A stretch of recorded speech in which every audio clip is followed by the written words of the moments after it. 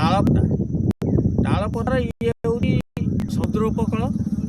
ଏଠି ଜାମୁକା ନଦୀ ଏଠି ସମୁଦ୍ର ମିଶିଛି। ଆଉ ଏପଟେ ହେଉଛି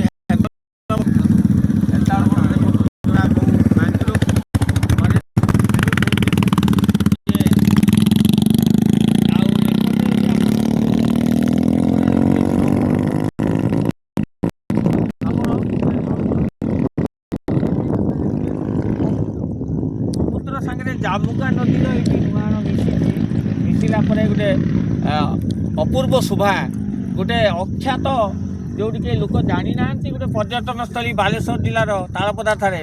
ଦେଖନ୍ତୁ ଇଏ ହେଉଛି ଆମ ତାଳପଦାରେ ଜାମୁକା ନଦୀର ମୁହାଣ। ଇଏ ହେଉଛି ଗୋଟେ ପର୍ଯ୍ୟଟନସ୍ଥଳୀ, ନଦୀ ଆଉ ସମୁଦ୍ର ସଙ୍ଗମସ୍ଥଳୀ। ଏପଟେ ରହିଲା ଆମର ମ୍ୟାନଗ୍ରୋଭ୍ ଭେଜିଟେସନ୍ ବା ହେନ୍ତାଳ ବନ, ଏପଟେ ହେଉଛି ଆମର ପ୍ଲାଣ୍ଟେସନ୍ ହେଇଥିବା ଝାଉଁ ବଣ। କେତେ ସୁନ୍ଦର ଏହାର ପରିବେଶ, ଦେଖିବା ପାଇଁ ବହୁତ ସୁନ୍ଦର ଲାଗୁଛି।